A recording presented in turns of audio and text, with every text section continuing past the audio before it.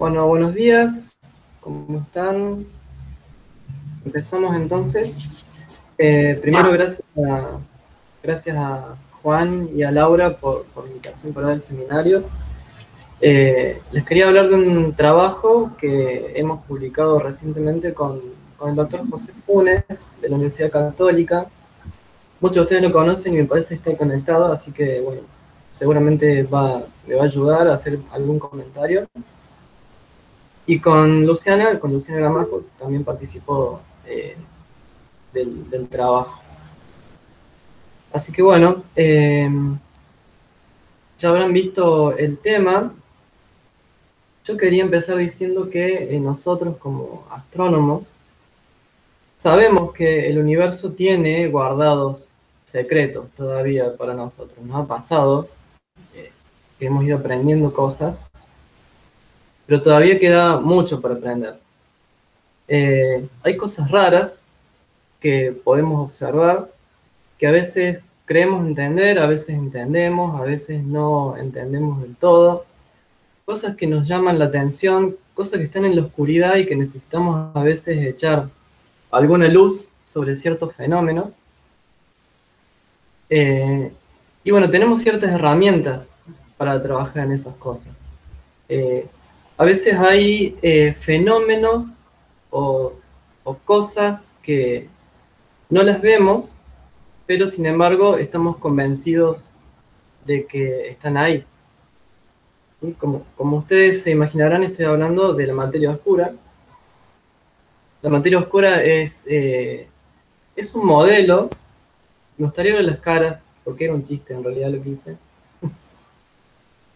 Bueno, es un modelo en donde al principio, sobre todo, cuando no teníamos los catálogos que tenemos ahora o la posibilidad de hacer las simulaciones que hacemos ahora, bueno, no se tenía en claro cuál era la naturaleza de los componentes del universo y que son responsables de la formación de la estructura.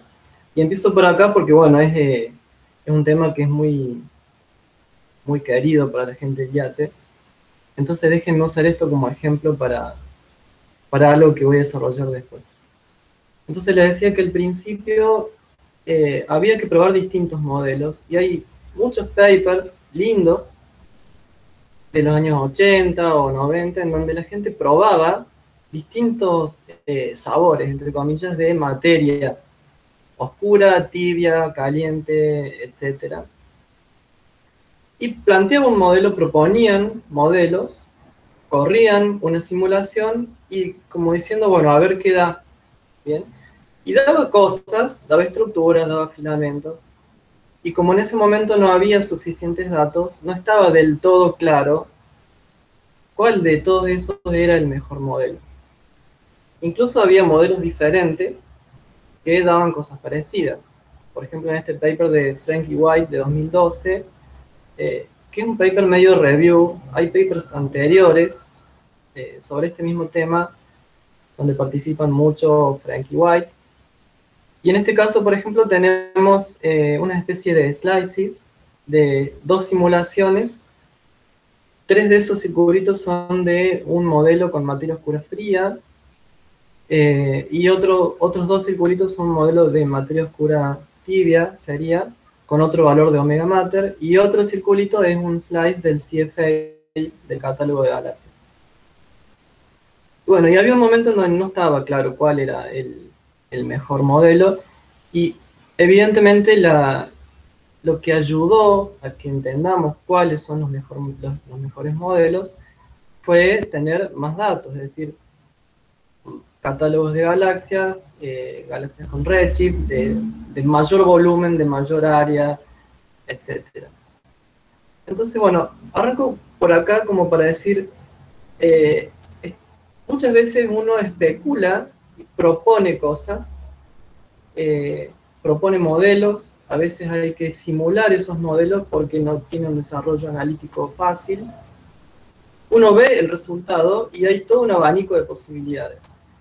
Y lo que nos ayuda a definir cuál de todos esos modelos es el que mejor describe el fenómeno que estamos observando son los datos.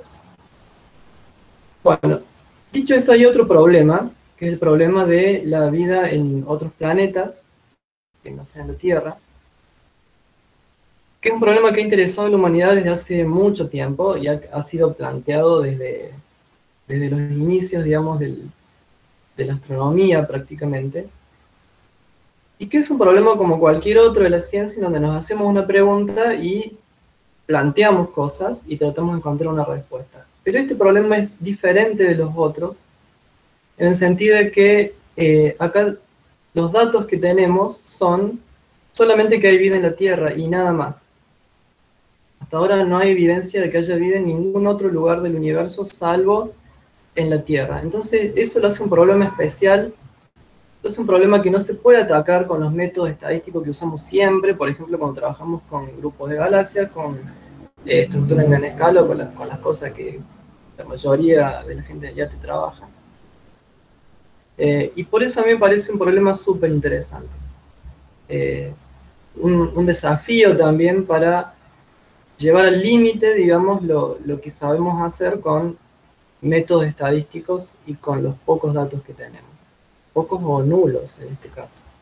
Entonces, bueno, el tema del seminario es cómo se puede hacer para estimar la probabilidad de contactos causales entre civilizaciones en la galaxia. Acá voy a hacer algunas salvedades. La salvedad con probabilidad.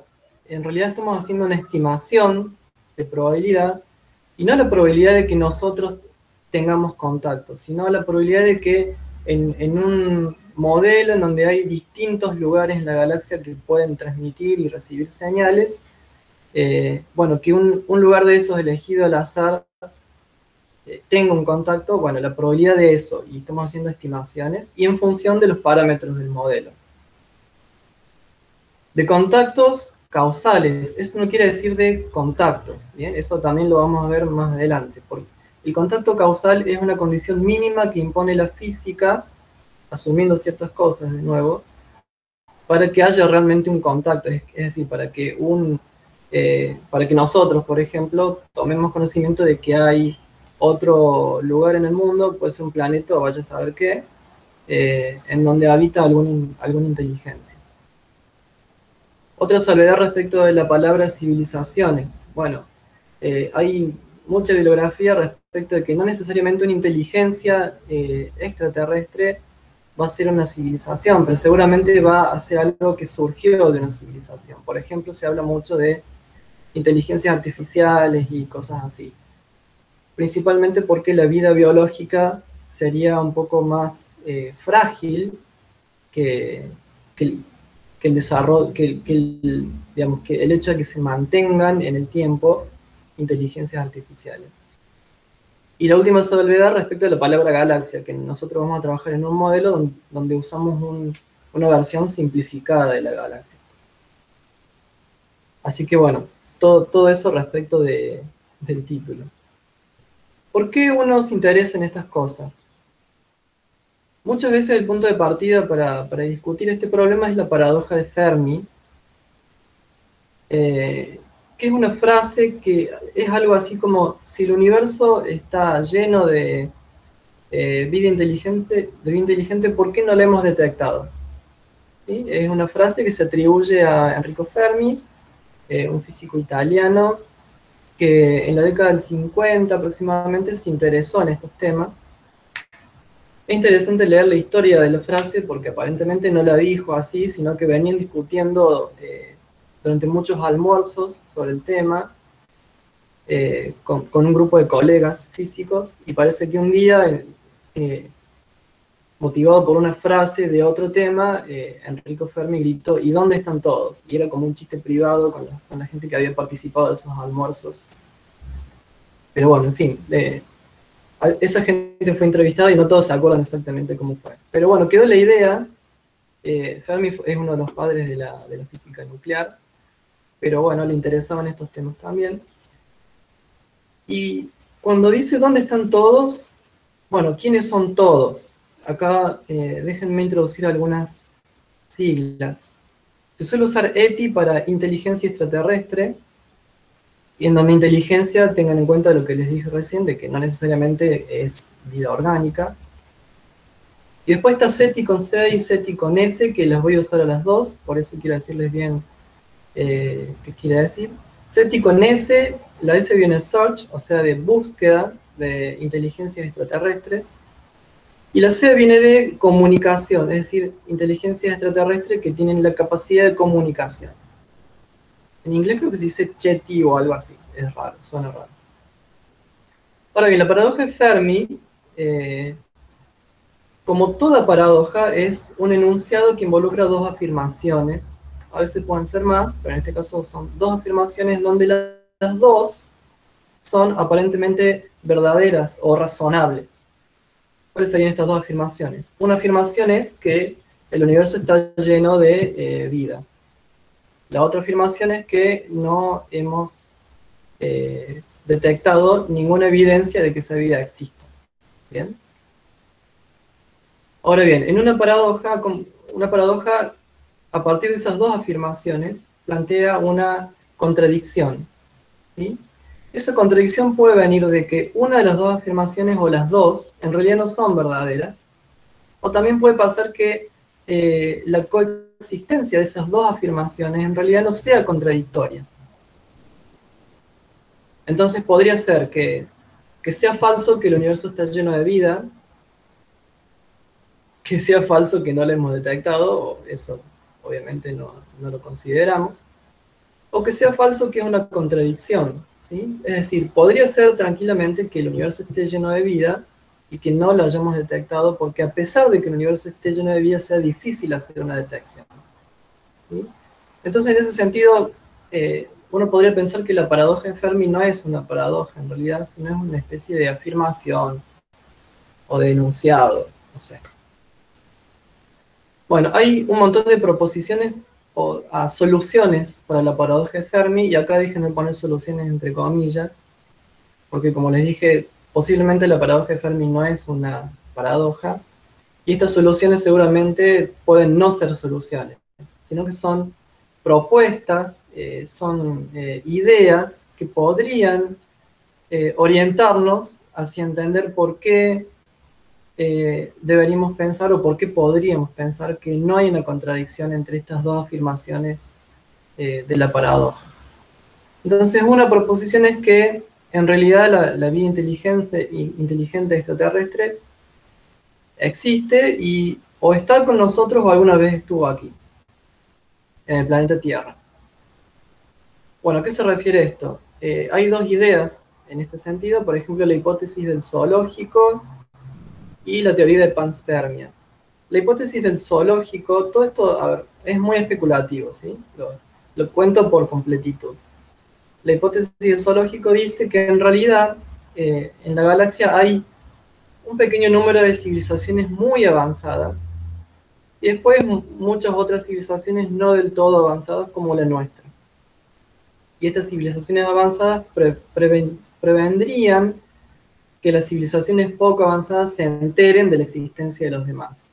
Una especie de prime directive que sería para protegerlas o algo por el estilo. Hay papers que hablan de estas cosas. Y después la teoría de panspermia, que fue propuesta para explicar el origen de la vida en la Tierra, en donde mucha gente propone que en realidad la vida no se originó en la Tierra, sino que viene de otro lugar, por ejemplo, no sé, en meteoritos o en objetos que han caído de la Tierra cuando la Tierra era joven.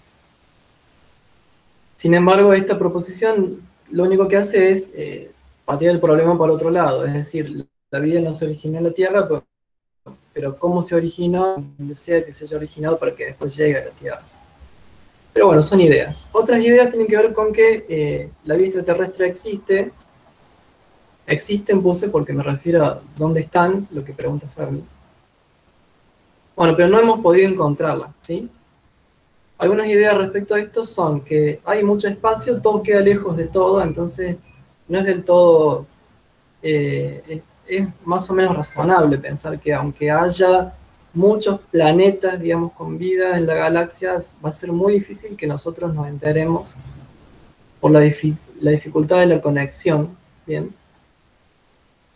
Otra idea es la teoría de percolación, que está fuertemente basada en la idea de la colonización, en donde algunos autores sostienen que si bien lleva mucho tiempo para una civilización inteligente colonizar una porción significativa de la galaxia, en términos de la vida de la galaxia es un tiempo despreciable. Es decir, la galaxia está mucho tiempo, entonces hay mucho tiempo para que pasen cosas respecto de la vida en la galaxia, y en particular es suficiente tiempo para que una civilización se desarrolle y empiece a colonizar otros planetas. Esta teoría de la percolación dice que a medida que la vida va llegando a distintos planetas, podría quedarse ahí y perder el interés en seguir colonizando. Y según algunos autores eso explicaría que si la fracción de la pérdida de interés en seguir colonizando es grande, entonces se detendría, digamos, esta colonización de la galaxia, y por eso no estaríamos viendo alguna evidencia de su existencia. Otras ideas son las civilizaciones predadoras, es decir, una especie de modelo de presa-predador, en donde las civilizaciones se dan cuenta de que esto podría pasar, y entonces como mecanismo preventivo dejan de emitir señales para no dar a conocer su posición por las dudas. Existen otras civilizaciones predadoras que van buscando recursos en los planetas, e incluso las civilizaciones predadoras tampoco revelarían su posición para llegar por sorpresa o algo por el estilo. Muchas de estas ideas son bastante especulativas, como les dije. Otra idea es la limitación tecnológica para detectar las señales, porque podría ser que nosotros... A ver, los programas de búsqueda de inteligencia extraterrestres han estado activos durante más o menos 50 años, y han explorado una región muy pequeña de la vecindad solar, ¿sí? Es lo que se llama el Cosmic Haystack, es decir, una aguja en un pajar cósmico. Y se dice que la fracción de la región de la galaxia que hemos explorado es comparable a el volumen que ocupa una bañera llena de agua en el océano, es decir, una región muy pequeña. Entonces, en ese sentido, sería extremadamente optimista pensar que buscando en una fracción tan chica ya hubiéramos tenido éxito en encontrar alguna evidencia de inteligencia extraterrestre. Otra hipótesis de la cual ha hablado mucho Hawking, creo que me sobró la S ahí, que él proponía que era peligroso revelar nuestra posición, bueno, algo que tiene que ver con la idea de las civilizaciones predadoras, y por lo tanto las civilizaciones no se comunican, pero también podría ser la comunicación tiene varias motivaciones, además de la curiosidad. Una motivación es la ansia de información, es decir, uno se quiere comunicar para ver si aprendemos algo, si nos cuentan algo, etc. Y algunos autores proponen que algunas civilizaciones ya han llegado a un grado de avance tan avanzado, tan grande, que han perdido el interés en explorar y simplemente dejaron de buscar y dejaron de emitir señales para comunicarse con alguien. Y por último, otra idea es el argumento del Doomsday, que dice que es raro que las civilizaciones sobrevivan mucho tiempo. Es decir, en el caso particular del ser humano, este argumento diría que nosotros estamos subestimando por mucho la probabilidad de la destrucción de la raza humana debido al progreso de la tecnología. Bueno, y por último hay que considerar la posibilidad de que no existen, es decir, solamente hay vida en la Tierra. Y hay gente que propone cosas como que vivimos en una simulación. Esto es de interés en ciertas áreas de la filosofía y de la matemática. No voy a entrar mucho en eso porque no sabría, no sé mucho al respecto. Lo puse de nuevo por completitud. Después la hipótesis de la Tierra rara, que dice que el desarrollo de vida inteligente es algo extremadamente difícil. Y por lo tanto, el hecho de que en la Tierra haya vida inteligente es algo extremadamente raro. Desde el lado de la biología, por ejemplo, plantean que hay muchísimos caminos evolutivos en el desarrollo de la vida en la Tierra, y una fracción extremadamente pequeña de todos esos posibles caminos evolutivos es el que lleva a dar como resultado una especie inteligente. Siendo que además, para llegar a una especie inteligente, hay que pasar una serie de fases. Por ejemplo, primero que se forme la vida monocelular, después pasar de la vida monocelular a la vida multicelular, y después que se desarrolle la inteligencia. Y los pasajes de una fase a otra son extremadamente improbables. Entonces muchos autores sostienen que en realidad, bueno, la vida es algo raro y solamente ocurre en la Tierra. Hay otras hipótesis, como por ejemplo que, dado que la galaxia dura tanto tiempo, digamos, los tiempos que nosotros pensamos en escala humana son despreciables respecto del tiempo cósmico. Entonces algunos autores dicen que de existir vida en algún lugar, inevitablemente con el tiempo, con el paso de mucho tiempo, millones de años, va a terminar colonizando gran parte de la galaxia. Y por lo tanto, si hubiera vida, ya la hubiéramos visto. Y eso, según algunos, es una demostración de que en realidad no existe. ¿Bien? Es decir, en definitiva, la mayoría de estas hipótesis no son falseables. Es un gran problema. Es decir, no se puede decir que sean verdaderas o falsas haciendo experimentos o observaciones. Entonces son simplemente proposiciones. Sin embargo, todas estas ideas que están dando vueltas determinan cómo se llevan adelante los programas de búsqueda de vida extraterrestre. Hay una especie de tensión entre las comunidades que dicen que no vale la pena buscar porque no vamos a encontrar nada, y las comunidades que dicen que sí vale la pena buscar, y aunque sea difícil encontrar algo, y el esfuerzo sea muy grande, es como una especie de inversión de alto riesgo, en donde el premio también es muy grande, que sería, bueno, tener evidencia de que haya vida en otros planetas. Bueno, SETI se debate entre esas dos corrientes, y esta es una foto de hace poco de un accidente en el telescopio de Arecibo, que a mí se rompió un cable o algo por el estilo y se rompió el disco. Pero mucha gente menciona el problema de que los programas SETI no están, no tienen muchas fuentes de financiamiento. Y de hecho hoy en día me parece que gran parte de las fuentes de financiamiento vienen de filántropos o millonarios interesados en el tema, y no tanto de las fuentes tradicionales que se usan para otras áreas de investigación. Bien. La ecuación de Drake es uno de los principales argumentos de los programas de búsqueda extraterrestre, de inteligencia extraterrestre, y que se basa en la idea de que la cantidad de estrellas que hay en la galaxia es muy grande, por lo tanto la cantidad de planetas es muy grande, y en todos esos planetas, aunque el surgimiento de la vida sea poco probable, al haber tantos planetas, en algunos por lo menos, es algo que va a ocurrir. Rápidamente la ecuación dice que el número de civilizaciones inteligentes con capacidad de comunicación, o sea, de CETIS con C, se podría calcular como la tasa de formación de estrellas, que es el R asterisco, por la fracción de esas estrellas que forman planetas, por el número promedio de planetas en esas estrellas, por la fracción de esos planetas en donde se desarrolla la vida, por la fracción de los planetas con vida en donde esa vida se vuelve inteligente, y por la fracción de esos planetas con vida inteligente en donde se desarrolla alguna capacidad de comunicación. Todos esos factores hasta la L, digamos, son la tasa de que pase algo, y la L es el tiempo de vida, que en este caso sería promedio de esas civilizaciones. La ecuación de Drake es un caso particular de una ecuación general en donde uno dice que el número de cosas es la tasa de ocurrencia de esas cosas por la duración de esas cosas. ¿Bien?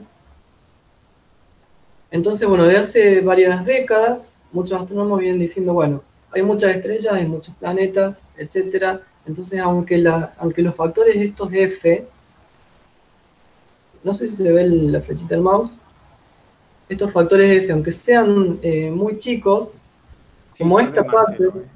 Sí, bien, gracias Juan. Como esta parte es muy grande, entonces el n va a terminar siendo grande. Este R asterisco tiene unidades de 1 sobre tiempo y el L tiene unidades de tiempo, por eso esto me va a terminar dando un número. Ahora, la ecuación de Drake no es una ecuación formal. Aún así, más bien, es una forma de plantear cómo hay que organizar la discusión respecto de los programas SETI, ¿sí? Me parece que no fue pensada por Drake para que se le den valores a los factores y que se calcule n. Ahora sí, mucha gente lo ha hecho y los valores de n que se han obtenido han sido muy dispares. Acá yo compilé alguna tablita. Esto no está ordenado del todo cronológicamente, pero más o menos. Básicamente esta parte es la década de los 60, 70, época de auge de la exploración espacial, eh, el hombre en la luna, etcétera, los autos con cola de cohete. Digamos, toda la cultura estaba impregnada de esta ansia de explorar el universo y había mucho optimismo aparentemente. Y fíjense que a pesar de que lo que sabemos hoy sobre exoplanetas es mucho más que lo que sabía en los años 60, e incluso uno podría decir que con los datos que hoy tenemos deberíamos ser más optimistas hoy que antes, y aún así los números daban bastante grandes. El último artículo en este sentido salió este año, que es un paper de West y Concelis, que dice que para un determinado modelo ellos estiman que debería haber 36 civilizaciones en la galaxia. No 10, ni 100, ni 40, sino 36. En realidad, cuando uno va a ver el paper, ellos trabajan con un montón de modelos y tienen distintos números. A veces le da más, a veces le da menos de 36. Y en particular este número 36, que se hizo un poco famoso, surge de proponer el principio copernicano fuerte, en donde ellos dicen que le van asignando valores a los factores de la ecuación de Drake. Los últimos valores son los más difíciles, porque son los menos astronómicos. Y ellos proponen que para la duración, para el numerito L, ¿sí? En su modelo dicen que el número L es el que ocurrió en la Tierra. Es decir, las civilizaciones duran por lo menos lo que ha durado la civilización en la Tierra. Y bueno, que es un número muy chico, por cierto, y con esos valores les da 36. Es decir, obviamente no hay consenso, pero esto me parece que se debe a que la ecuación de Drake no es una ecuación formal. Hay muchas críticas a la ecuación de Drake. Por ejemplo, el número n, que es el resultado del producto de todos los factores, no tiene un tratamiento como variable aleatoria. Es un número fijo, es decir, yo le asigno valores a los f y a todos los factores y me da un número, por ejemplo, 1.000.000 o 36. Pero yo no puedo pensar ese número como una variable aleatoria y por lo tanto no puedo hacer un análisis estadístico, no puedo estimar la incerteza, etc. Otra crítica es que hay una falta del aspecto temporal en esta ecuación. Es decir, las civilizaciones surgen y desaparecen, pero no todas al mismo tiempo. Y esto puede tener que ver con que sea difícil detectarlas. Al no tratar a n como una variable aleatoria, entonces es difícil tener una medida de la incerteza para n. Y otro problema es que la ecuación asume que se puede hacer una estimación puntual. Una estimación puntual de una variable que es el producto de muchas otras variables, cuyos valores oscilan en órdenes de magnitud. ¿Bien? Entonces realmente es pedir demasiado que sirva la ecuación de Drake para hacer una estimación puntual de n.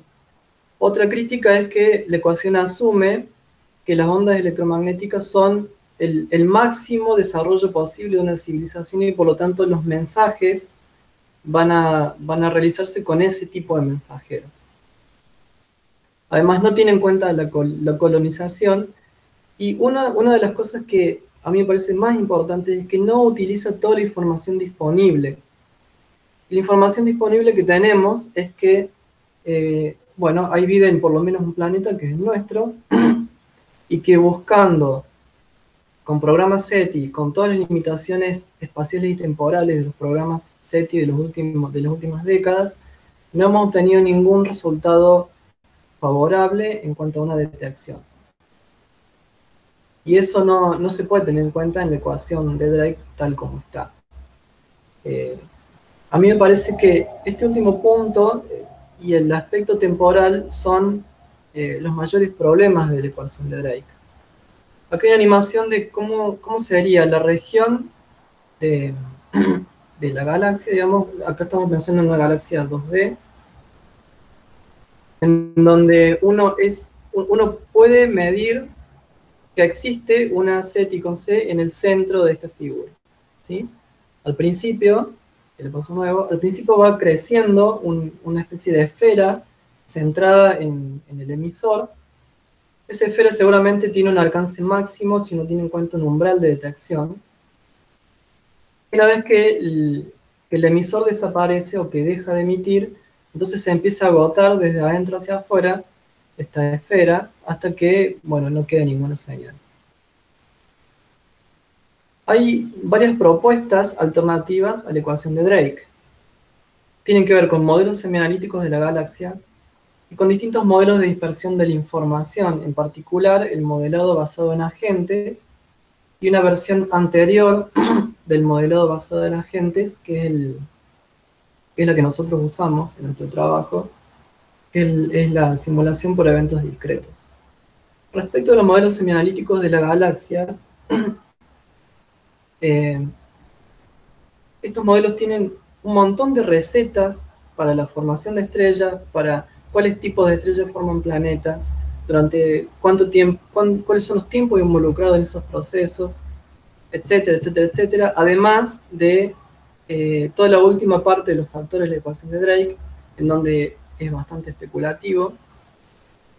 Entonces, este tipo de enfoques tiene muchos parámetros libres y aún así tiene mucha incerteza. ¿Bien?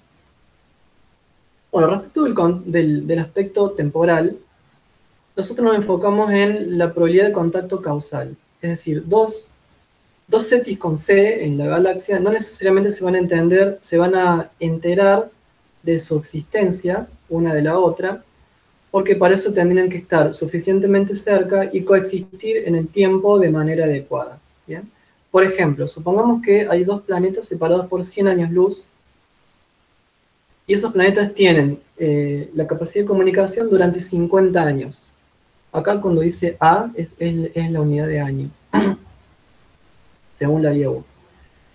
Ahora supongamos que el segundo planeta, es decir, comienza a emitir un planeta adquiere la capacidad de comunicación y 80 años después el segundo planeta también adquiere esa capacidad de comunicación. Y los dos duran 50 años. ¿Sí? Entonces la pregunta es, en esas condiciones, ¿cuánto duraría la comunicación? No sé ustedes, pero a mí no me resulta fácil pensarlo. Hay que hacer algunas cuentitas o algún grafiquito. A ver si alguien en el chat arriesga algún número. No lo veo. Bueno, nosotros empezamos a usar estos diagramas, como el que les muestro acá, para tratar de utilizar estas cosas y después hacer un programa que permita hacer una simulación. En este diagrama de acá tenemos el tiempo en el eje X y la separación espacial en el eje Y. Acá importa solamente la separación, por eso lo tomamos como una sola coordenada. ¿Bien? Entonces dijimos los dos CETIS con C están separados 100 años luz. Surge uno en el tiempo 0 y dura 50 años, y 80 años después surge otro y dura 50 años también. ¿Sí? Esta línea de acá, el borde de la región más clara, quiere decir, representa en realidad el camino del primer fotón, entre comillas, que sale del primer planeta hasta que llega al segundo planeta. Como le lleva 100 años, entonces llega a una distancia de 100 años luz, 100 años después de que salió.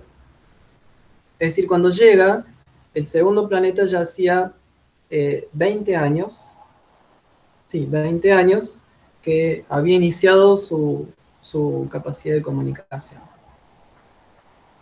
Y bueno, y desaparece 50 años después de que empezó, o sea, 30 años después de que recibió la primera señal, y después, a pesar de que sigue en esta, digamos, después de 130 años, en este esquema muy simplificado que es una especie de experimento pensado, después de 130 años, hay señal en el lugar donde estaba el segundo planeta, pero ya no está el segundo planeta. Y tampoco el primero, por cierto.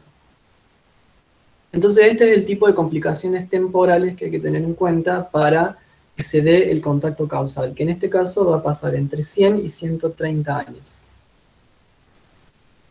Bueno, esto es importante que se entienda, así que si quieren hacer una pregunta, si no, seguimos.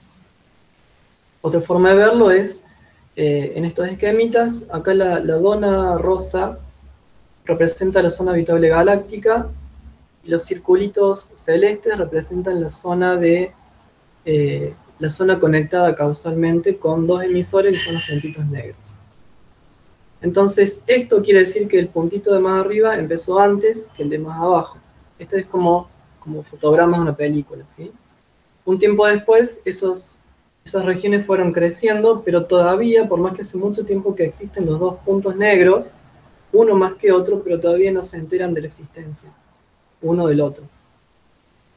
Cuando llegamos a esta situación, entonces el punto de abajo ya sabe de la existencia del de arriba, pero no al revés. Y recién cuando llegamos a esta situación, los dos se enteran de la existencia del otro mutuamente. ¿Sí? Entonces, en base a estas ideas, usamos los diagramas de espacio-tiempo, que son estos diagramas en donde consideramos, de nuevo, el eje horizontal es el tiempo, el vertical es el espacio. Marcelo, tenemos un emisor. Sí. hay una pregunta de Cintia. Bueno. ¿Sí? Dice, ¿cómo está determinada la zona de habitabilidad galáctica? Bueno, hay gente que se dedica a estudiar esas cosas. No hay un acuerdo completo sobre cuál es la zona de habitabilidad galáctica y hay distintos criterios para definirla. Pero en tu modelo, Marce, ¿cómo ustedes lo modelaron a eso? No, nosotros no lo modelamos, nosotros usamos un paper que tiene en cuenta un montón de cosas y que ellos dicen que la zona habitable galáctica va entre 7 y 9 kiloparsecs del centro de la galaxia. Simplemente usamos esa referencia. Ajá. ¿Y te acordás basado en qué usan esos límites? Bueno, condiciones de estabilidad, por ejemplo, en el centro de la galaxia hay mucha población estelar, está el agujero negro, entonces consideran que ahí es más difícil que haya condiciones estables durante suficiente tiempo para que se desarrolle la vida. Es algo por el estilo. Dale. Gracias, Marce. De todos modos, sí, nosotros no hicimos simulaciones de la galaxia. Ya voy a explicar exactamente qué hicimos. Perdón si se entendió eso. Bueno, entonces en estos diagramas de espacio-tiempo, esta parte de acá, si ven la flechita del mouse, es lo que sería la superficie de primer contacto, es decir, sería la superficie de una esfera, y el hecho de que se vaya abriendo acá quiere decir que esa esfera va creciendo. Cuando llega a este punto, en algún momento, en algún instante de tiempo, esa esfera deja de crecer, pero en realidad quiere decir que se alcanza un máximo de detección, ¿no? Sabemos que a medida que una emisión va alejándose del emisor, va perdiendo potencia, sobre todo si lo pensamos que es isotrópico. Entonces, bueno, esta es una suposición fuerte que nosotros hacemos que dice que hay una distancia máxima a la cual puede llegar la señal, siendo detectable. Se mantiene durante cierto tiempo y en algún instante, que sería este punto de acá, el D, el emisor desaparece y entonces está la superficie de último contacto, que sería este triángulo de acá, que tiene que ver con la animación de recién, que se iba agotando la esfera desde adentro. Eso sería esta parte. Hay algunas visualizaciones por ahí para que sea más fácil de entender. Por ejemplo, a medida que avanza el tiempo, hay eventos típicos o eventos importantes. El evento A, donde empieza la emisión; el evento M, donde se alcanza el máximo de distancia de esa señal; y después el evento D, donde termina la emisión y se empieza a agotar esta esfera, hasta que ya ninguna región del espacio puede estar conectada causalmente con el emisor. Otra forma de verlo es comparando la burbuja que veíamos recién con el diagrama de espacio-tiempo. Entonces acá vemos las dos cosas al mismo tiempo, como para que se entienda un poco más cuál es el significado de este diagrama de espacio-tiempo. lo pongo nuevo por las dudas. En realidad no por las dudas ustedes no hayan entendido, sino porque me costó un montón hacerlo. Bueno, ahí está. Para pensar en los contactos uno tiene que considerar dos diagramas de espacio-tiempo, y acá, por ejemplo, vemos que tenemos dos emisores, E1 y E2, llamémosle. Entonces el tiempo en el cual el emisor E1, que sería esta línea, está en la región de contacto causal, es decir, en el cono de luz que parte de E2, y por lo tanto puede detectar una señal si es que tuviera la tecnología adecuada. Bueno, eso va a pasar en este intervalo de tiempo entre C12 y B12. Nosotros usamos como mnemotécnica para definir los distintos eventos importantes las letras A, B, C, D, en donde A es por awakening, o sea, el despertar de una civilización. D es por doomsday, es decir, cuando termina. El C es el contacto y el B es el blackout, es decir, cuando se acaba la comunicación. Que puede ser o bien porque el emisor deja de existir. Bueno, por ejemplo, el emisor 1 deja de ver al emisor 2 porque el emisor 1 dejó de existir, en este caso, ¿sí? En este puntito. Y en este otro caso, el emisor 2 deja de ver al emisor 1 porque pasó cierto tiempo, que equivale a la distancia de separación, desde que el emisor 1 desapareció. Bueno, entonces hay distintas situaciones en las cuales podemos plantear estos dos diagramas de espacio-tiempo y que nos va a dar como resultado distintas duraciones de contacto causal y distintas situaciones también. Ahí fíjense que siempre la línea celeste es el tiempo en donde el emisor del diagrama espacio-tiempo celeste está viendo al rojo y viceversa. Incluso se puede dar que uno puede detectar al otro, pero el otro nunca se va a enterar de la existencia del primero. Bueno, entonces nosotros resumimos esa situación en estos 6 eventos o situaciones, y consideramos que toda situación posible, como la que estaba mostrada en este video, se puede resumir en alguna de estas 6. ¿Sí? Siempre considerando que tenemos un emisor que empieza antes que un receptor. Y bueno, nosotros escribimos un programa de simulación basándonos en que estas son las 6 posibles situaciones. ¿Sí? Que es algo que sacamos en base a consideraciones geométricas. ¿Sí?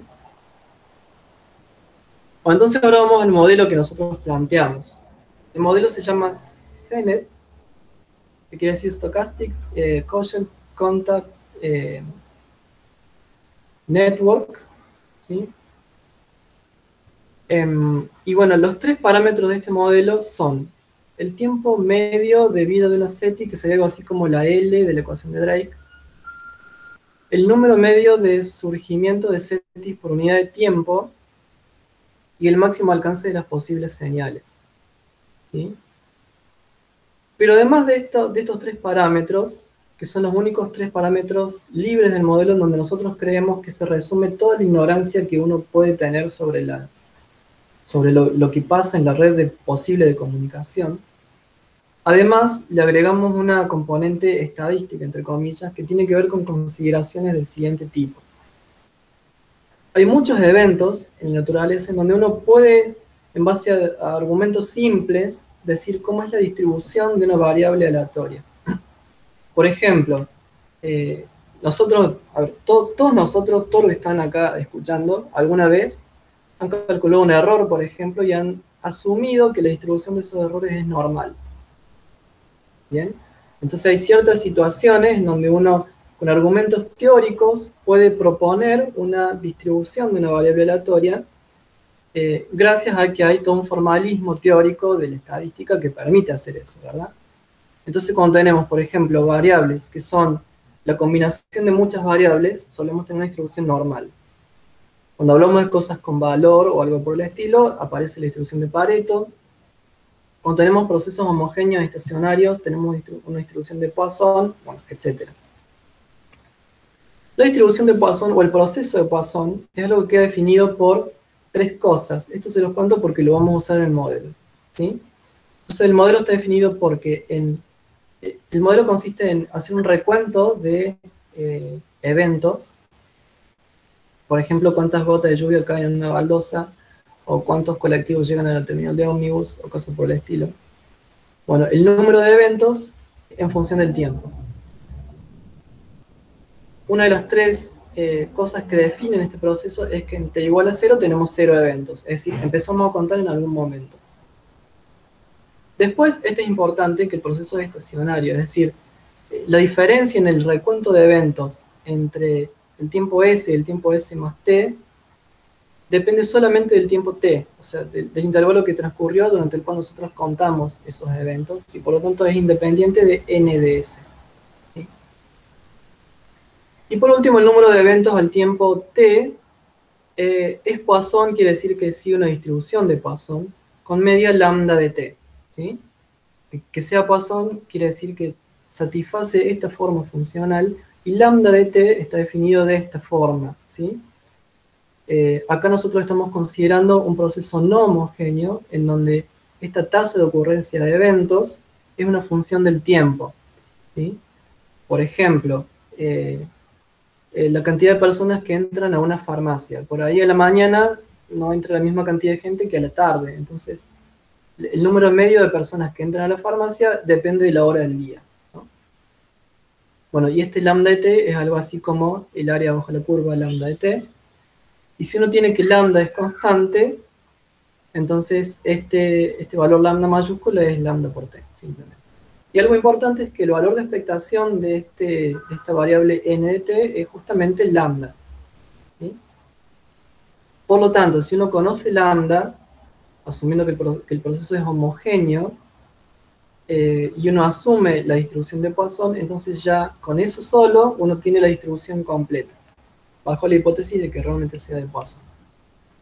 Y algo muy interesante del proceso de Poisson es que tiene una conexión muy fuerte con la distribución exponencial, ¿sí? Acá se lo cuento rápido. Si uno podría plantear el proceso de Poisson diciendo cuál es la probabilidad de que el número de eventos al tiempo t sea mayor que n. Siguiendo con el ejemplo de la farmacia, ¿cuál es la probabilidad que después de 2 horas de que desde que abrió la farmacia entren más de 50 personas, por ejemplo? Y otra forma de pensarlo es la probabilidad de el tiempo que hay que esperar para el enésimo evento. Es decir, cuánto tiempo hay que esperar para que entre la 50ª persona en la farmacia. ¿Bien? Bueno, esto permite escribir de esta forma. Esto, fíjense que como el proceso de Poisson es un recuento de cosas, tenemos que pensar en una variable aleatoria discreta, y por lo tanto esto es algo así como el área bajo la curva a partir de n. ¿Sí? Por eso suma desde n hasta infinito. Bueno, esta probabilidad es la probabilidad acumulada, entre comillas, o formalmente la probabilidad, y por eso derivando eso yo puedo obtener la densidad de probabilidad, que toma esta forma, ¿sí? La cuenta es más o menos fácil, y este f de n, ¿sí? Es la densidad de probabilidad de el tiempo que hay que esperar para que haya n eventos. Eso quiere decir que la f sub 1 es la distribución del tiempo que hay que esperar para que haya un evento, contando a partir del evento anterior. ¿Bien? Bueno, trabajando con algunas propiedades de la suma, se llega a que esa f1 de t es justamente la distribución exponencial. Es decir, hay una relación muy fuerte entre la distribución de Poisson y la distribución exponencial, en el sentido de que si en el tiempo, el recuento de eventos que yo hago en una ventana de tiempo determinada es Poisson, entonces los tiempos que transcurren entre un evento y el siguiente tienen una distribución exponencial. Entonces, si nosotros suponemos para nuestro modelo que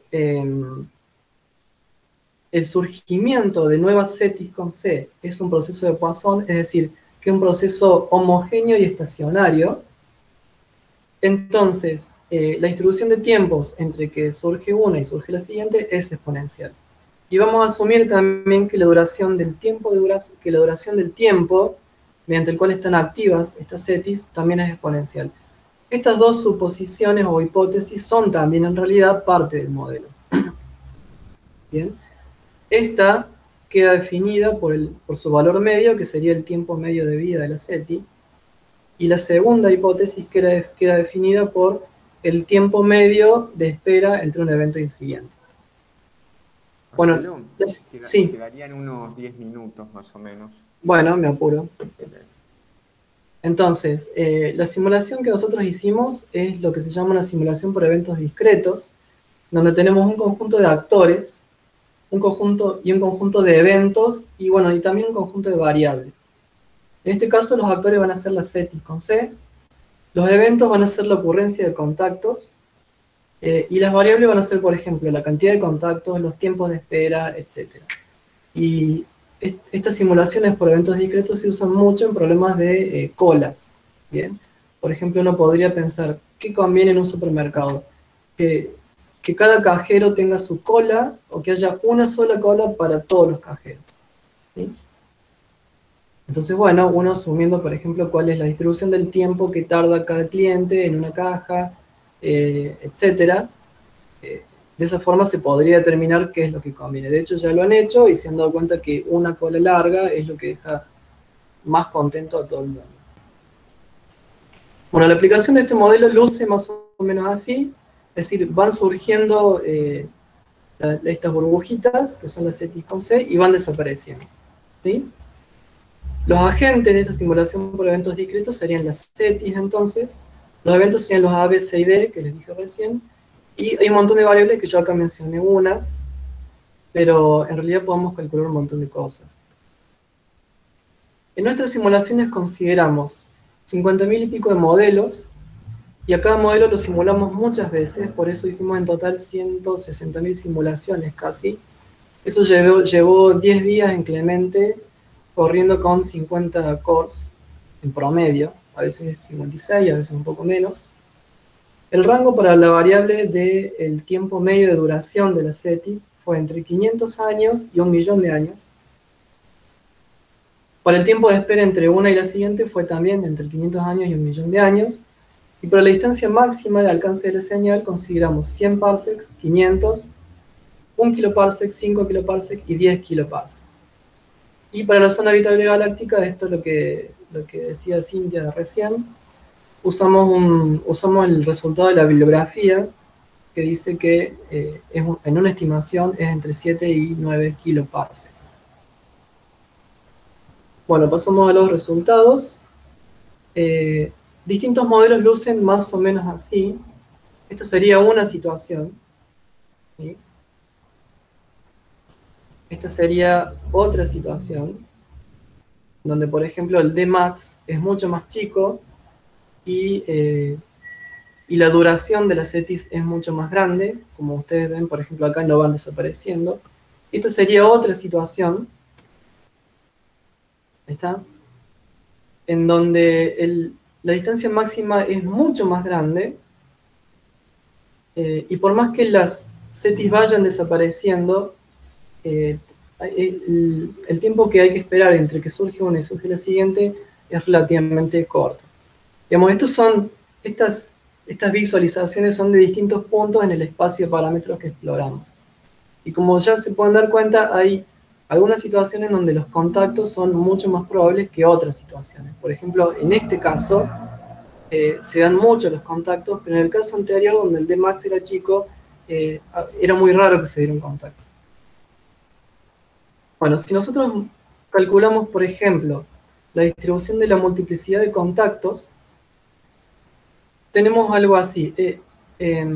Acá la multiplicidad está en logaritmo, ¿bien?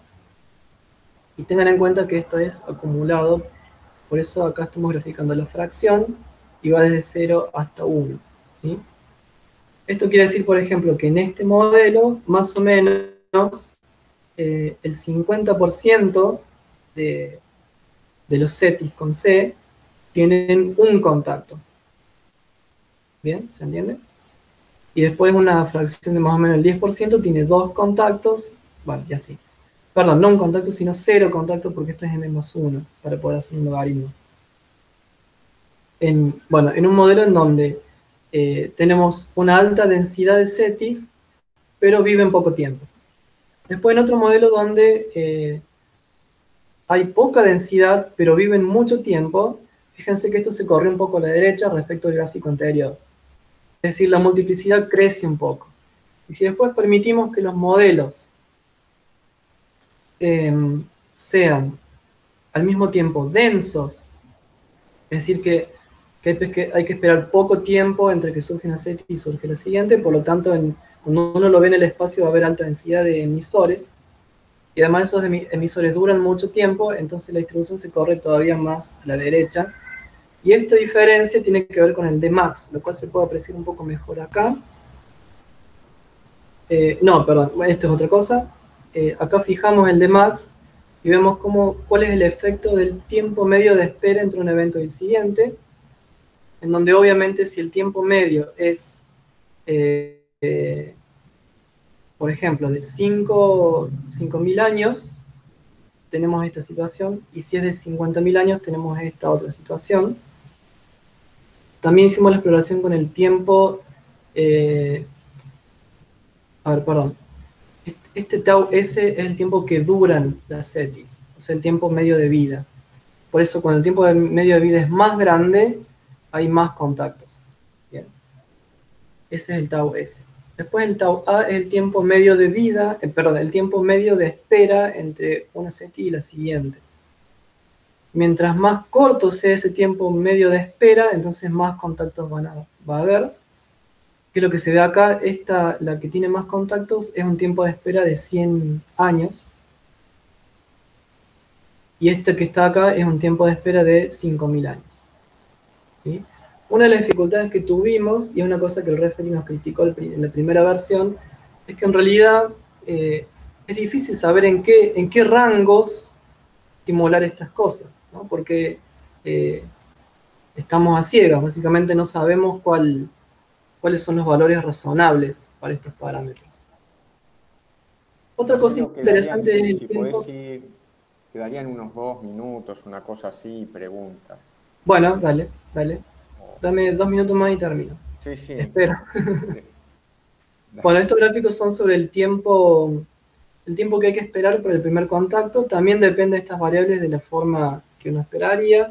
Y algo que me parece interesante es esto, donde fíjense que en el tiempo medio de espera para el primer contacto, hay como un salto en el bin 0. Eso quiere decir que es mucho más probable hacer contacto en el momento que uno adquiere la tecnología para comunicarse que después. Y si quieren, tenemos una interpretación para eso, que si quieren lo discutimos en las preguntas. Bueno, después eso mismo lo podemos ver en función de los dos parámetros, que es lo mismo que describí en los gráficos anteriores, donde acá se ve, por ejemplo, que depende fuertemente del Dmax, o sea, el máximo alcance de la señal, lo cual diría que si uno quiere ser detectado, tiene que emitir señales más potentes, obviamente. Bueno, eso lo pasé rápido porque es la misma idea de los gráficos anteriores. La implementación de la simulación es en un paquete de software que se llama Hearsay, donde implementamos testing, documentación con read-the-docs, integración continua con Travis, que testea estilo, Python 3 y Python 3.7 y Python 3.8. Tiene licencia MIT, es concurrente y escalable, y las simulaciones que mostré acá las hicimos con un paquete que se llama Manim. Bueno, y para terminar, conclusiones. Para mí hay dos conclusiones fundamentales. Primero, es importante el hecho de que necesitamos datos para definir cuál de todos estos modelos es el adecuado, pero un dato que tenemos es que no tenemos datos. Es decir, que no hemos hecho ninguna detección hasta ahora, y eso se podría usar en los modelos. Y otra cosa es que esto podría ayudar a definir ciertas estrategias para los programas SETI con S de búsqueda, teniendo en cuenta, por ejemplo, si buscamos en todas direcciones o si repetimos las búsquedas en los mismos lugares, bueno, etc. Respecto de si conviene o no conviene llevar adelante un programa SETI, bueno, nosotros creemos que la probabilidad es poca, la probabilidad de éxito de llegar a tener una detección es poca, pero el premio es muy grande. Y además yo creo que si podemos entender algo más espectacular que el hecho de que haya vida en otros planetas, es el hecho de que no haya, y por lo tanto nosotros somos únicos, una cosa extremadamente rara, pensarnos a nosotros mismos como civilización. Bueno, con eso quiero cerrar, si quieren hacer una pregunta.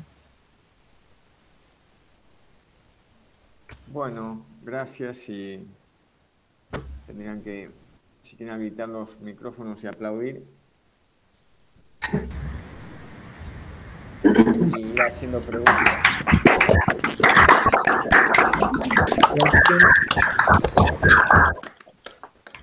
Yo tengo una pregunta por acá. Hola, Yo también. Bruno.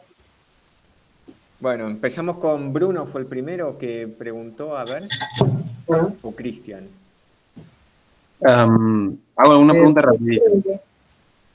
Marce, está buenísimo. Yo quería saber si vos estás determinando un montón de distribuciones y estás eligiendo, y todas tienen parámetros particulares.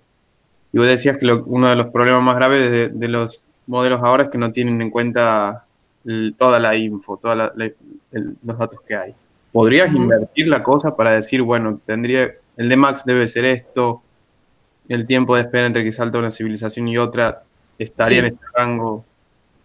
Sí, lo que podremos hacer es calcular cuál sería la probabilidad para cada modelo de que un nodo al azar esté observando n años sin tener una detección. Eso se puede hacer. Laura, No lo hicimos en ahora, realidad en este perdón, paper, pero perdón. sí se puede hacer. ¿Cómo? Perdón. No, voy viendo los que van preguntando. En el chat van poniendo las preguntas. Laura quiere hacer una pregunta. Me parece que, bueno, Termina Marce de responderle. no sé si todo esto te respondí adecuadamente, Bruno. Sí, dice gracias, Bruno. Bien. Entonces, Sí, está bárbaro. Sí, Lau. Bueno, me encantó Marce el seminario. Soy totalmente ignorante en el tema, así que me podés descartar la pregunta por improcedente. Pero vos comentaste algo donde decías que para estimar los tiempos estaban a ciegas.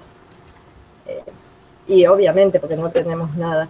Pero es muy loco usar para estimar tiempos, por ejemplo, el tiempo que dominaron este planeta alguna especie, que son los dinosaurios, que es la más conocida.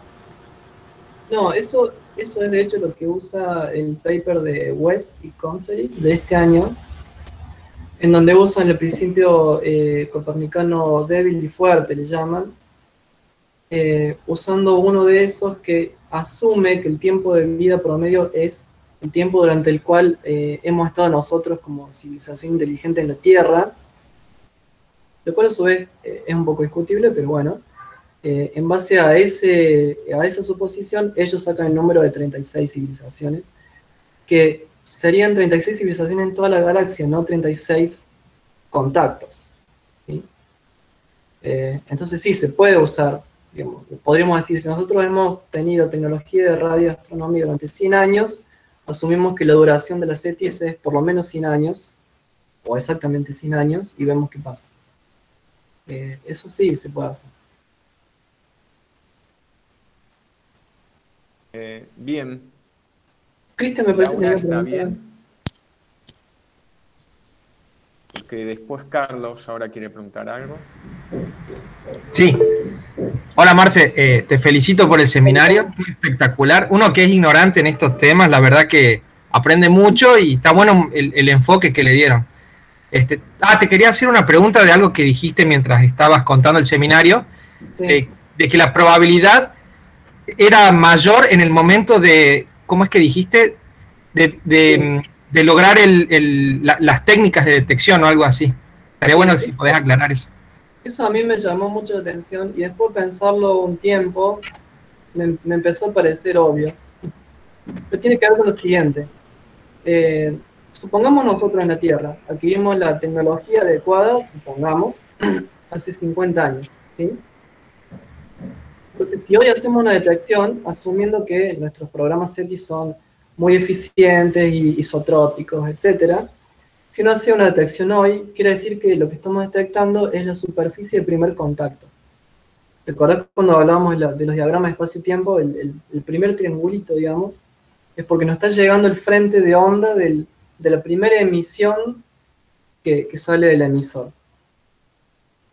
Pero en el momento en donde adquirimos la tecnología adecuada, esa superficie de primer contacto ya podría haber pasado y entonces estaríamos dentro de la región de contacto causal. ¿Sí?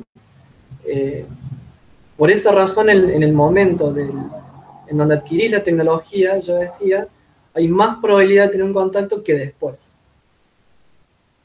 No sé si se entiende la idea. Sí, creo que sí. Y es bastante, ahora que lo pienso, sí tiene bastante sentido. Bueno, yo no lo había pensado antes, que cuando vi los gráficos y los resultados dije, ah, debe ser por tal cosa. Y bueno, esto es lo que pensamos que puede ser.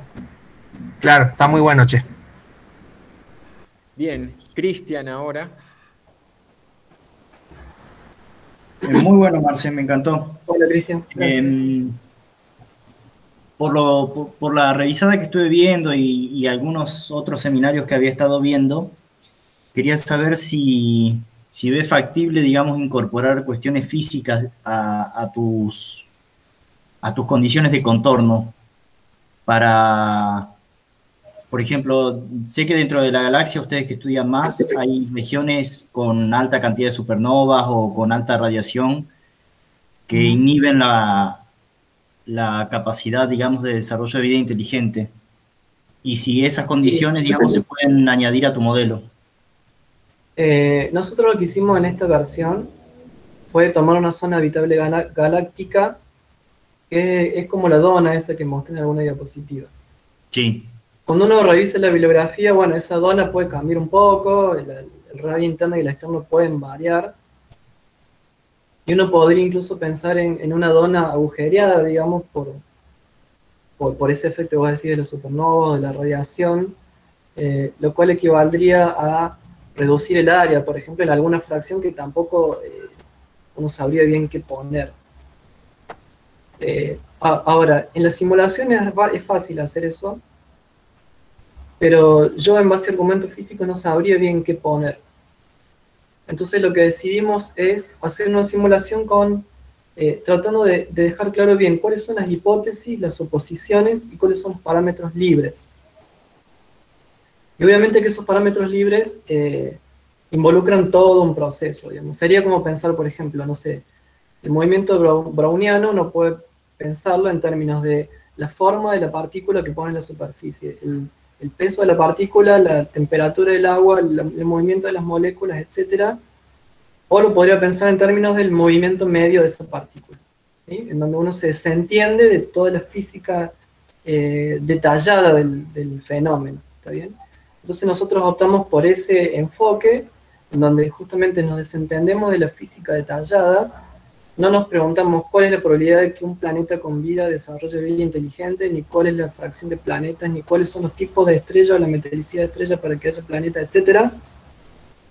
Sino simplemente dijimos, bueno, las distribuciones en el espacio y el tiempo tienen que ser así. Poisson y exponencial y nada más. Y bueno, y esa fue la idea. Y yo no me animaría a meter más ingredientes al modelo porque se vuelve tan especulativo que uno, y además empezás a tener más parámetros y ya como que perdés el control. Y la idea con este modelo sería, más que nada, entender las relaciones entre esas variables. Muchas gracias. Bueno, no sé, Marcelo, si estás viendo el chat, después viene un comentario, conclusión de Julián, de que entonces las pirámides de Egipto no las hicieron los ET. Yo no dije eso. Bueno, eso corre por cuenta del doctor Martínez, yo no lo dije. Y ahora... ¿Me parece que Mario tiene una pregunta? No, Cintia, primero Cintia y después Mario. Sí, perdón, Cintia. Dale, gracias. Bueno, no, casi como que me lo contestaste con la pregunta del que hizo el Cristian, porque sí, la cuestión era, no sé si nosotros estamos haciendo unos modelos también con simulaciones de galaxias discos de habitabilidad galáctica, y quería preguntarte eso, ¿qué tan factible era poner, digamos, una distribución, digamos, más exacta de dónde puede ser más probable de que haya habitabilidad. Nosotros, por ejemplo, buscamos los elementos radiactivos que hacen falta. Bueno, el Cristian mencionaba también ahí los campos magnéticos. Y si es factible hacer eso, ¿no? Decir, si uno te dice dónde es más probable que haya, si el modelito puede correr con estas imposiciones de una distribución, digamos, más precisa de dónde está más probable la habitabilidad. Mira, por el lado de la implementación de la simulación, lo que nosotros hacemos es, en este caso era un modelo muy simple, bidimensional de la galaxia con esa forma de dona. Y lo que hacemos es sortear en esa región un punto random, en donde, o sea, cuando va a surgir una SETI, sorteamos un punto random y lo ponemos ahí. Entonces, en realidad es más o menos fácil, porque sería reemplazar de sortear un punto random en una dona a sortear un punto random en el volumen que sea. Pero es fácil, sí, es fácil. Bueno, dale, capaz después charlamos entonces. Como le decía Cristian, yo no sé qué tan conveniente sería hacerlo, porque uno está metiendo más complejidad, y me parece que ahí ya pierde el valor el resultado, porque yo creo que el valor que tiene es que es muy simple. Pero, por ejemplo, no es ya como demasiado simple, me parece, si entiendo bien, pues ni siquiera en lo que es espacialmente no se está teniendo en cuenta ni siquiera si, por ejemplo, es más probable que haya en un brazo espiral o es igualmente probable en cualquier punto del espacio, ¿no? De lo que yo entiendo. Sí, es una simplificación muy grande. Claro, por ahí no es, digamos, tan meter tanto ruido, hacerle solo una imposición geométrica más de a dónde pueden aparecer estos puntitos. Sí, pero bueno, no te quito más tiempo, después cualquier cosa. No, está bien, por el lado de la simulación es fácil de hacer, me parece. Y una cosa que no dije es que nosotros estudiamos cómo variaba la probabilidad de contacto en función de la posición sobre esa dona, porque éramos conscientes que no habíamos tenido en cuenta ni siquiera los brazos espirales, y la verdad es que no cambia mucho. Ajá, mira, es interesante. Bueno, gracias Marce, muy bueno el seminario. Mario. A ver.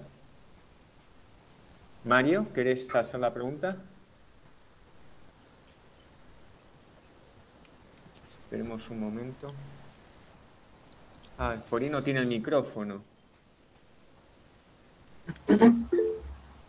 No le anda el micrófono, así que en el chat la vas a ver, Marcelo. Bueno, sí, lo estoy viendo. No te la leo. Sí, lo estoy viendo. Bien.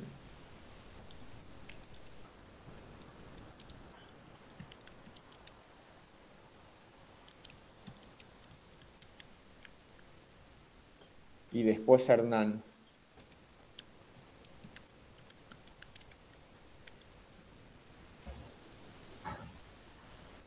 ¿Qué rol juegan las atmósferas de los planetas? ¿Sería? Supongo que sí. Bueno,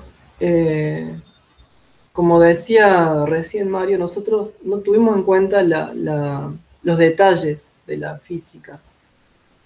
O sea, tratamos de abstraernos de todas esas cosas y simplemente pensar en la distribución final. Es decir, usar argumentos para pensar qué forma tendría que tener esa distribución.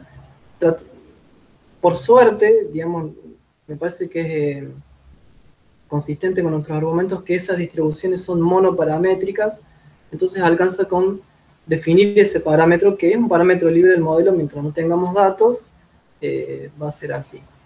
Así que no, como decía recién, no tuvimos en cuenta la atmósfera de los planetas, como tampoco la probabilidad de que la vida inteligente desarrolle comunicación, ni que la probabilidad de que surja la vida, ni la metalicidad de las estrellas, ni ninguna de esas cosas, que hay otros trabajos que sí lo tienen en cuenta, pero esos trabajos son, tienen en cuenta muchas cosas, pero a mí me parece que eso complejiza el problema, y si bien tiene la ventaja de que tiene en cuenta la microfísica, entre comillas, tiene la desventaja de que esa gran combinación de factores también hace que el resultado final sea, tenga una incerteza grande. No sé si eso responde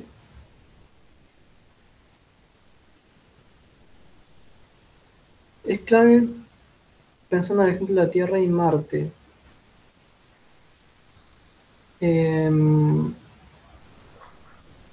Perdón, no entiendo la pregunta. Bueno, dale. Bueno, gracias igual, Mario. Entonces, Hernán. Sí, bueno, excelente, Marcelo.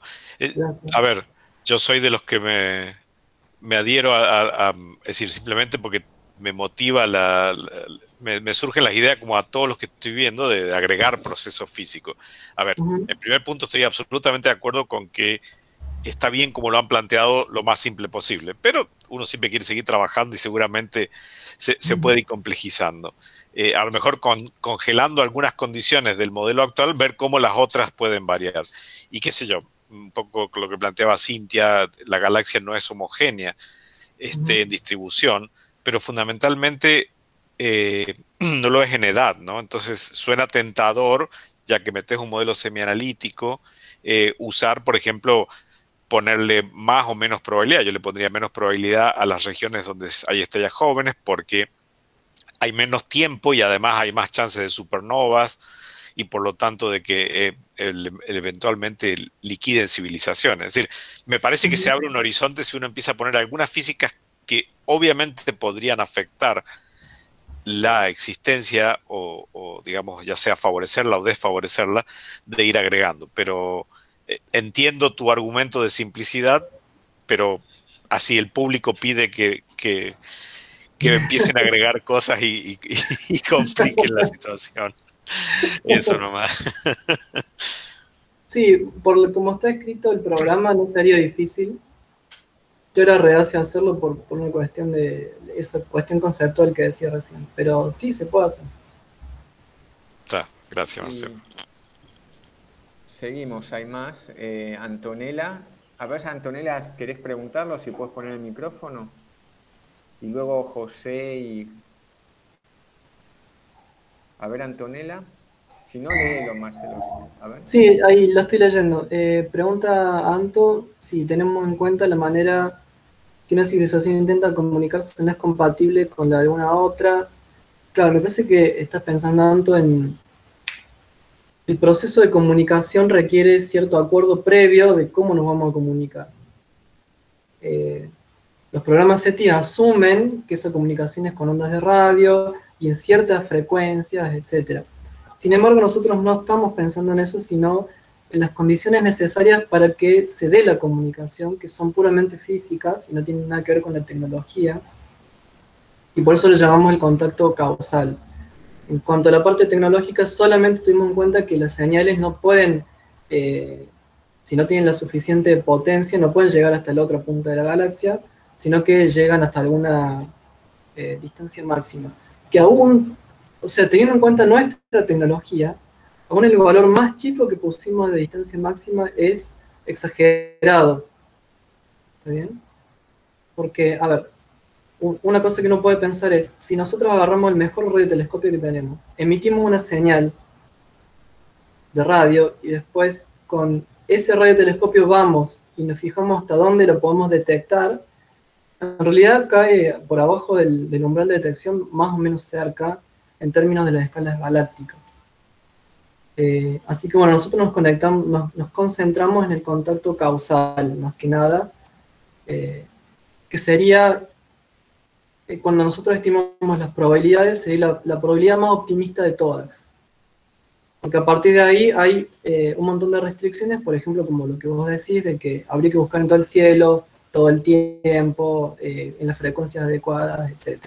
Hay papers que dicen que por ahí las civilizaciones se contactan con neutrinos o con ondas gravitatorias o cosas así. Simplemente no hemos encontrado una señal porque no estamos usando la tecnología adecuada. Pero, bueno, repito, nosotros nos concentramos en el contacto causal.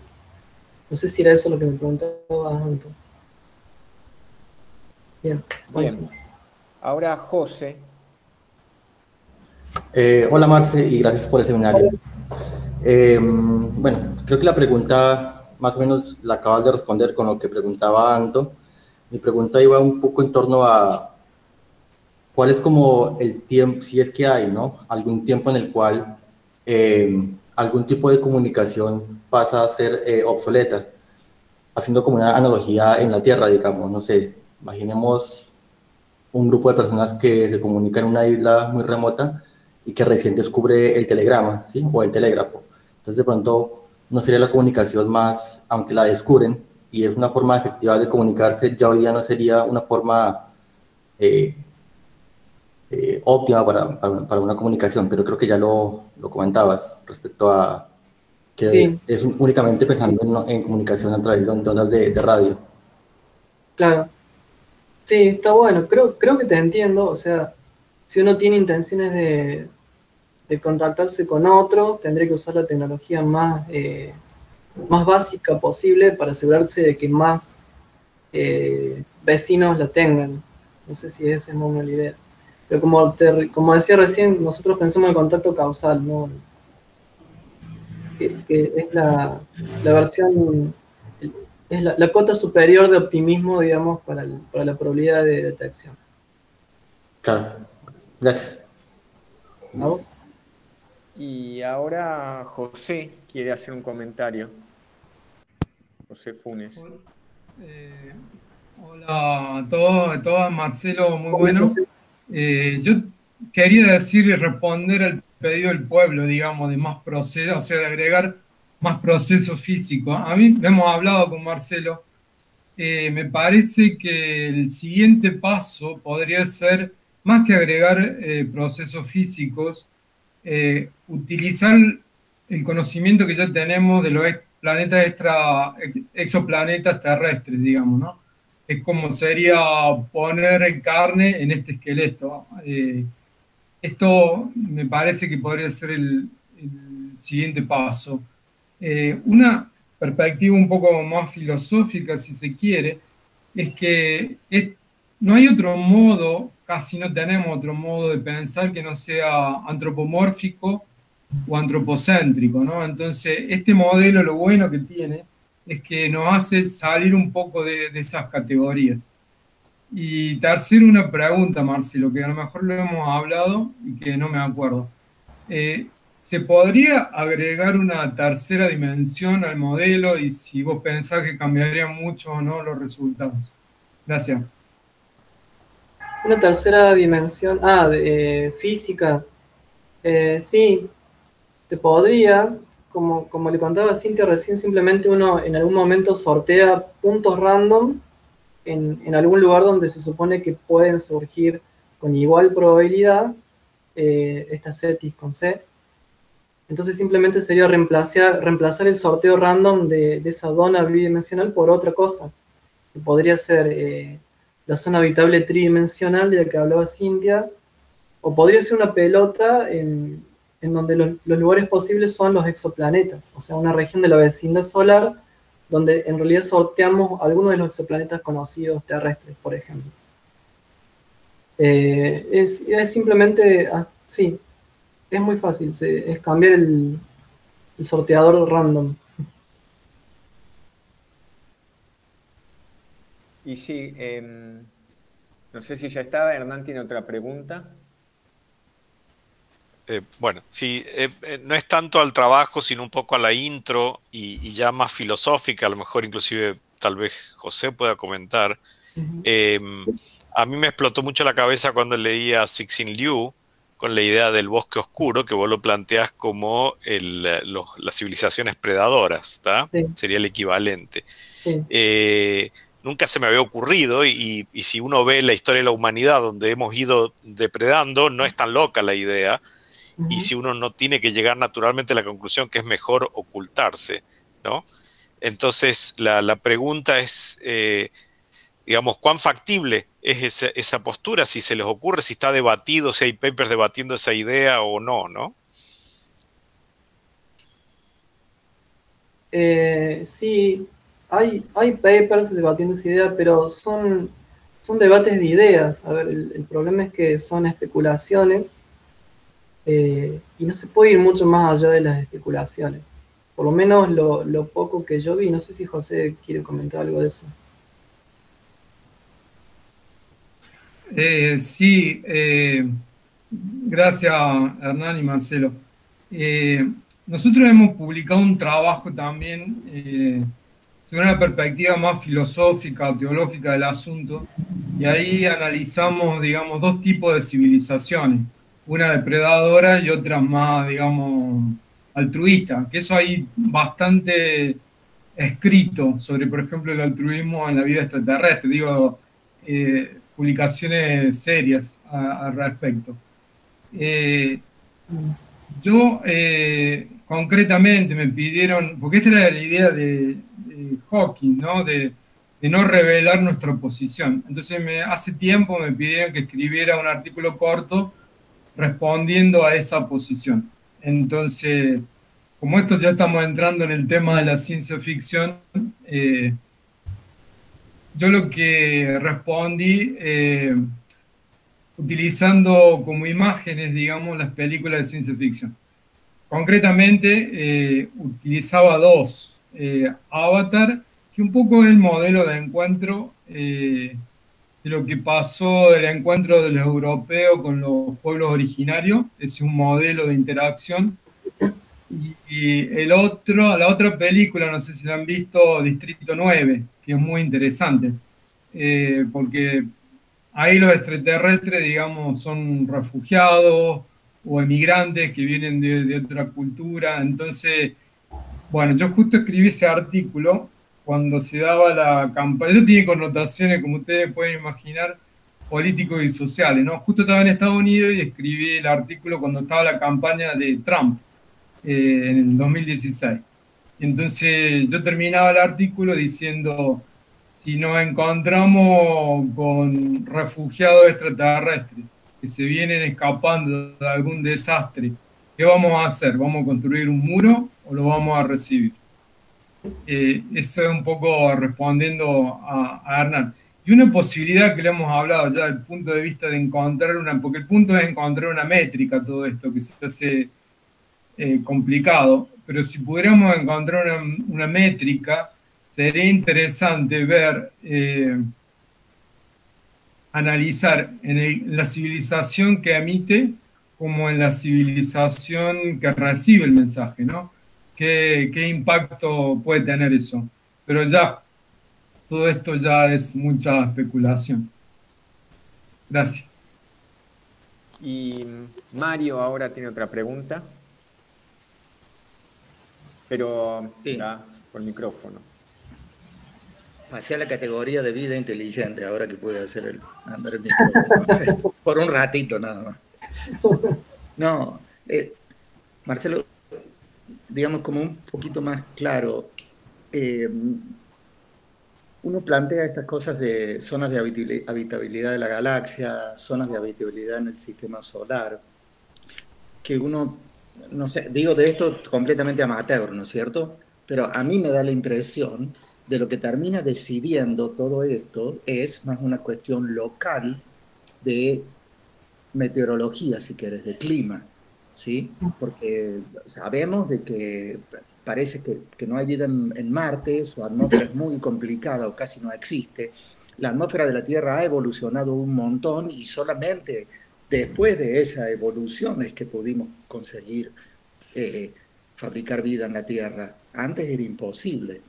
Entonces, que son las condiciones extremadamente complicadas y sutiles locales lo que tallan en el modelo. Yo no creo que esto de seguir agregando, en realidad mi pregunta era si no hace falta reemplazar esto, ¿me entendés? En vez de la cuestión esta general de la probabilidad y esto, sino que lo que viene tallando es, si querés, la microfísica, digamos, ¿no es cierto? No, para nada. Podemos tener la misma probabilidad, estamos en el mismo lugar que Marte, ¿no es cierto? Y un montón de planetas más, ¿no? Que no reúnen condiciones que tiene que ser un planeta rocoso, de que no puede ser Venus, de que no puede estar muy cerca no puede ser Mercurio, o sea, me parece que eso más o menos se entiende. Era, si tenías feeling sobre esto. Sí, yo más que nada estoy de acuerdo con vos. también uno por ahí lo piensa muy, como decía José, antropocéntricamente, porque podría haber vida en lugares que ni nos imaginamos.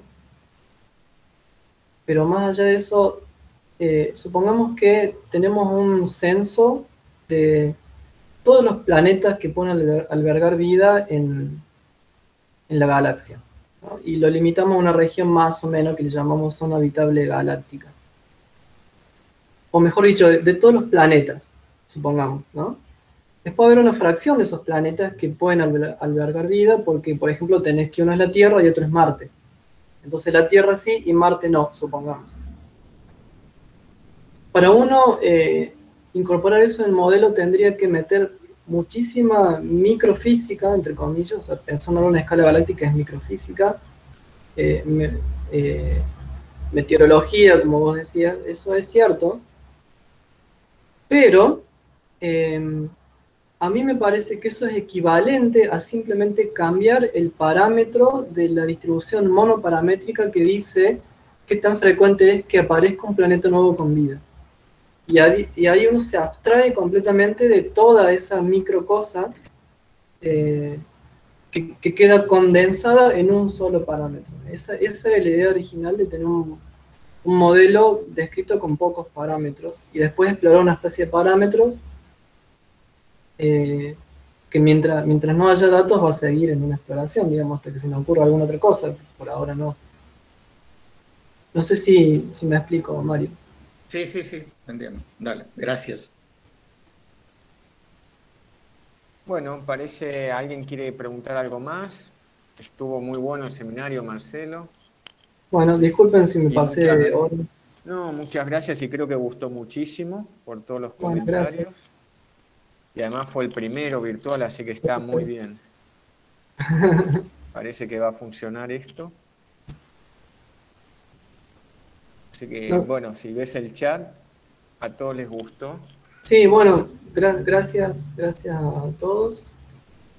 Gracias a mis colaboradores también. Me gustó hacer el trabajo porque uno se sale de la zona de confort, digamos. Y empieza a trabajar en temas que no es lo que ha hecho siempre y uno siempre tiene miedo de no saber, de meter la pata. Pero bueno, aprendí mucho de José y estuvo bueno. La verdad que fue divertido y tenemos idea de seguir haciendo cosas. Igualmente, si alguien quiere participar, también es bienvenido. Bueno, creo que entonces... no dije aliens en todo el seminario, así que... Bueno, entonces otro aplauso. Bueno, gracias.